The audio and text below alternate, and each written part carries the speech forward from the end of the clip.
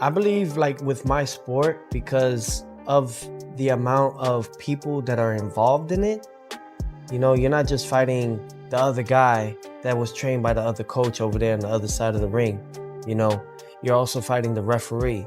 You're also fighting the judges. You're also fighting the fans around, you know, the friends, the family, the ones that are booing at you.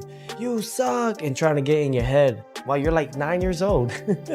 You know, we're just kids learning and fighting. What that did for me, it made me who I am in every aspect of life. Pressure creates champions, but it can also expose weaknesses. Teofimo Lopez has always fought like someone charging full speed toward his goal. Loud steps, quick hands, and unwavering confidence. What's up?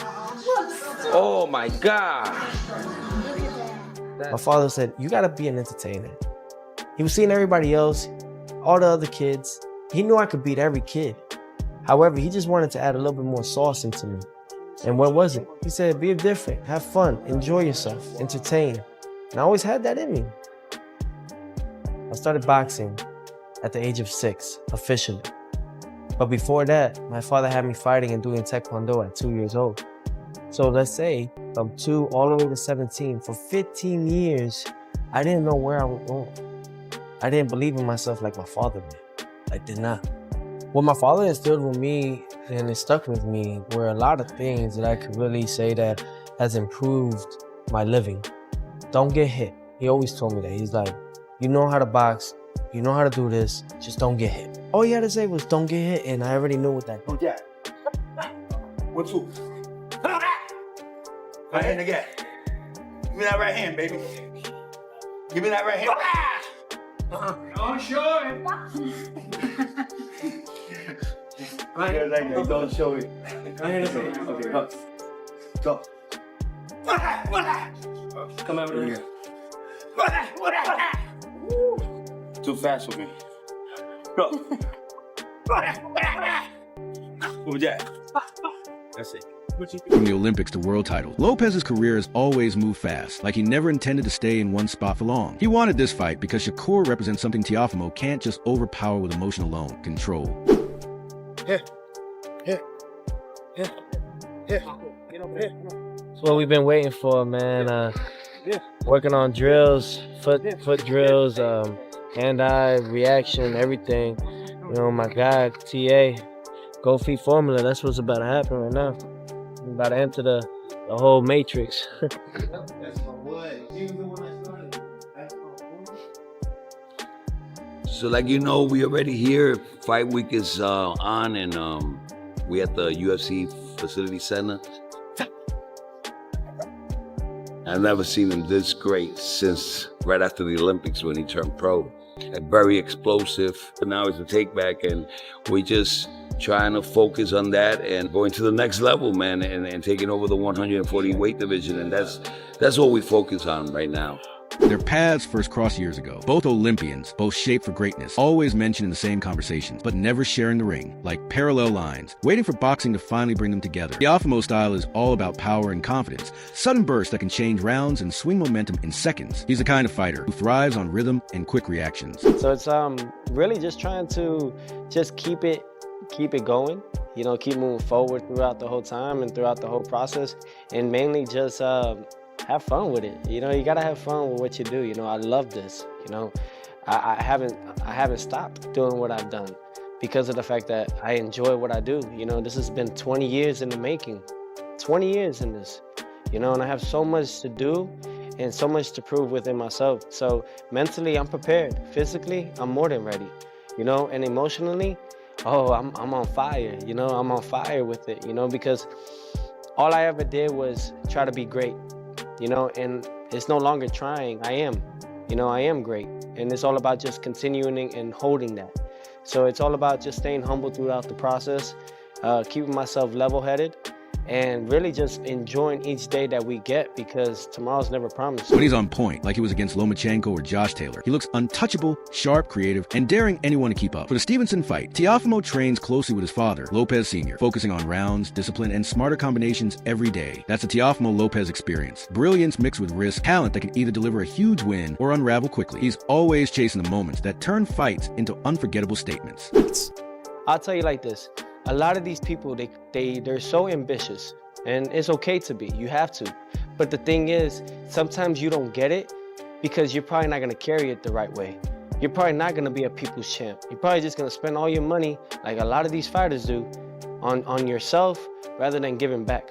You know, it's all about being a people's champ. Muhammad Ali was the greatest of all time for those things, you know, and he made a strong, strong impact in this sport.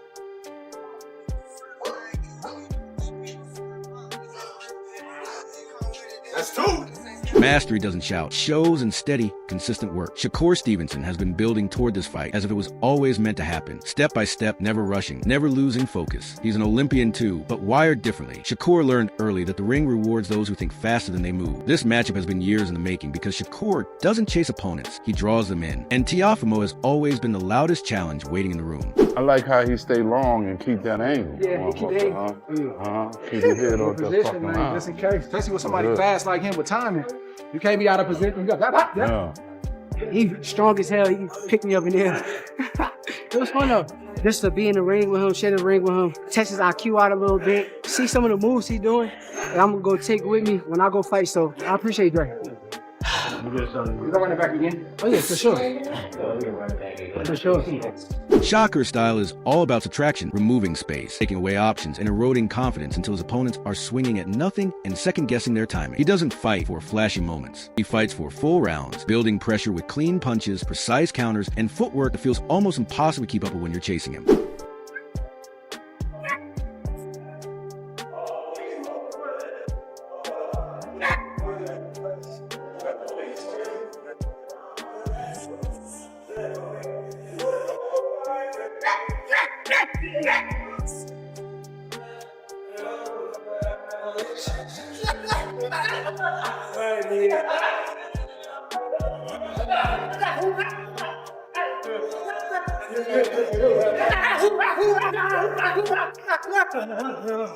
Along the way, Shakur has built top-level connections, learning from legends like Andre Ward, Roy Jones Jr., Floyd Mayweather, and Terence Crawford. This mix of experience has shaped the way preparing for Lopez. Losses haven't held him back because he rarely repeats mistakes. He adjusts, refines, and returns stronger. Shakur wants this fight because Teofimo is pure chaos, and Shakur has built a career proving that no matter how wild or talented the chaos, it can be controlled and overcome.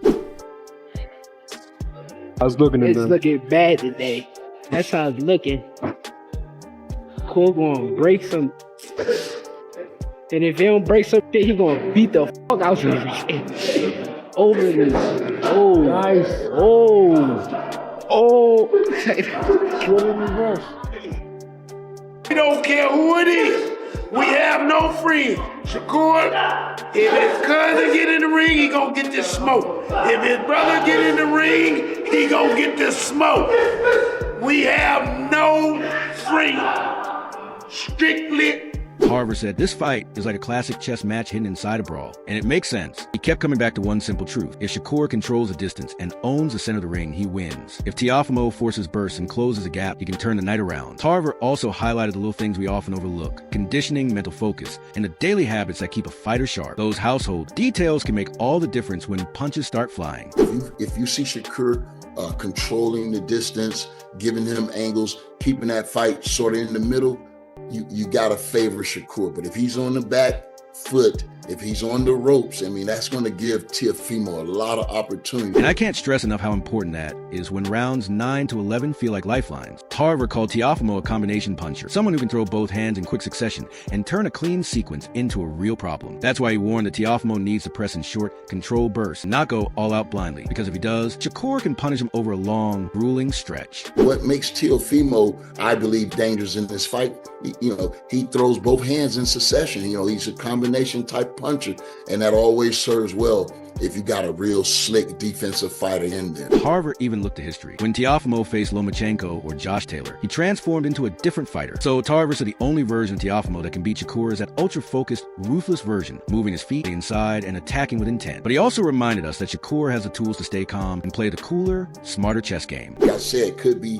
leaning toward becoming the face of boxing, because with Shakur being undefeated, having a big name like Teofimo Lopez on his record, he's going to have to then... Timing counters. Now carry his strength at 140 pounds. When Shakur fights like he did against Zapata, he turns ordinary fighters into easy work. Bottom line for Tarver: favor the boxer if the plan works, but respect the fighter if Teofimo takes control of the night. Either way, this is a defining crossroads for both men. Put him in there with all these big names and see, can he beat one or two more guys and become the real fighter, the king around that 140, 147 division. It's a lot of action there, Marco. And right after Tarver framed it as Teofimo needing to be at his absolute best just to crack Shakur's code, Wade Plemons stepped back and reminded us why this fight matters in the first place. He said it straight: this is best versus best in their prime. Boxing almost never gives that without a decade of excuses first. Wade kept stressing that this isn't about belts sitting on shelves. It's about timing. And he's right. These two have known each other since their amateur days, circling each other for years,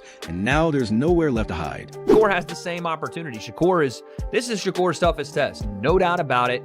The Williams-Zepeda fight was a tough test because of the style of fight that Zepeda brings, but Zepeda is not the boxer that Teofimo Lopez is. It's just not even close to the same category of boxing ability, technique, skill, experience, higher level. Like, it's not even close. So Shakur is going to have to answer those questions as well. If he believes, and he does, that he's the best in the world, this is how you... When Wade talked about the face-off being the first mental test, I liked that he wasn't looking for fake aggression. He was watching posture, eye contact, and who was answering questions naturally instead of just performing for the interviewer. That's where the real mindset shows. He made a sharp point about Teofimo actually respecting Shakur's boxing, his movement, his ability to fight inside and outside, and that matters. Fighters who dismiss their opponents get embarrassed. Fighters who respect and prepare. Wade also challenged a big boxing myth, saying, "We're too obsessed with perfect records and shiny belts instead of who you actually beat." That hits hard because Teofimo has already proven he'll face the best. Lomachenko, Taylor, anyone dangerous. Traps for Teo in the fight continuously, and then eventually turn the temperature down on Teo and essentially try to starve him, right? Starve him of punches, starve him of